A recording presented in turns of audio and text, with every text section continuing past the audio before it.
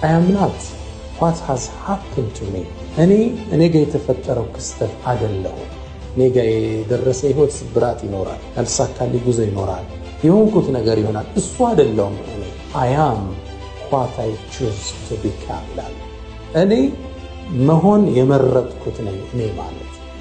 ምርጫው ያንተ ነው። የምትፈልገውን የህይወት እርምጃ መውሰድ በእጅህ ነው። የምትፈልገውን አቋም ላይ መጽናት በልፍኝህ ነው። ይህን ሐሳቤን ለማብራራት አንድ ታሪክ ልጠቀም። በአንድ አካባቢ የሚታወቁ አንድ ጥበበኛ ሰው አሉ። ማህበረሰቡን የሚያቀርብላቸው በጣም ፈታኝ ጥያቄዎች፣ በጣም አስቸጋሪ ውስብስብ አጀንዳዎች እልባት በመስጠት ይታወቃሉ። ይሄ ዝናቸው ምቾት ያልሰጠው አንድ ወጣት ሊፈትናቸው ፊታቸው ላይ ተሰየመ። በእጁም ቢራቢሮን ይዟል። ጠቢቡ ሆይ አላቸው፣ እጅ ላይ ያስቷት ቢራቢሮ በህይወት አለች ወይስ ሞታለች አላቸው። አለች ቢሉት ይሄ ወጣት ቢራቢሮ ጭፍልቅ አድርጎ ገሎ ይሄው ሞታለች፣ ስለዚህ ጠቢበኛ አይደለም ሊፈልጓል። ሞታለች ቢሉት ደግሞ ለቆ ወደ ላይ እንድትበራ አድርጎ አሁንም ግለሰቡ አላዋቂ እንደሆነ ማሳየት ፈልጓል። ይሄን ሴራውን ግን ጠቢቡ ሰው አውቀው ነበርና ጠቢብነታቸውን የበለጠ የሚገልጽ አንድ መልስ ሰጡት።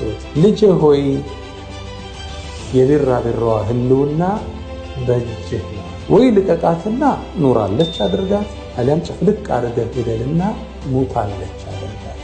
ውሳኔው በእጅህ ነው።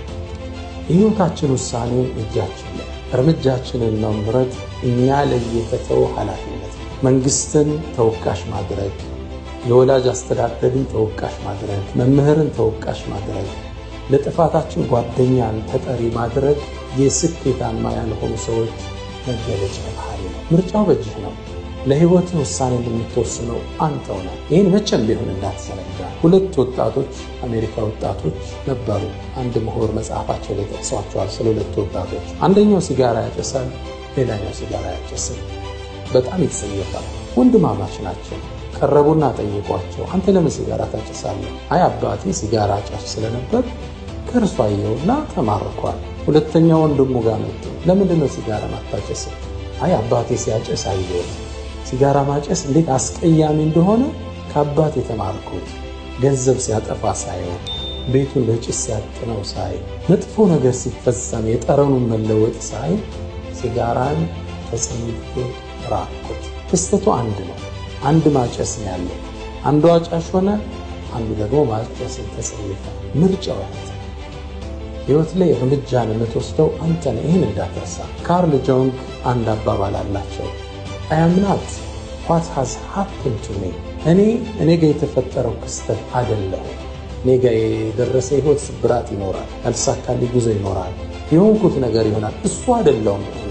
I am what I choose to become. እኔ መሆን የመረጥኩት ነኝ እኔ ማለት። በትናንት ስብራቴ ውስጥ መኖር እችላለሁ። እኔ እሱ አይደለም ብዬ አዲስ የህይወት እርምጃ መራመድ እችላለሁ። ምርጫው ለኔ ተሰጥቷል። በህይወት ውስጥ የምትወስዳቸው እርምጃዎች ያንተ ናቸው። ምርጫህን አስተካክል፣ መንገድህን ተመልከት። ውሳኔዎች ሁሉ በእጅህ መሆናቸውን እርግጠኛ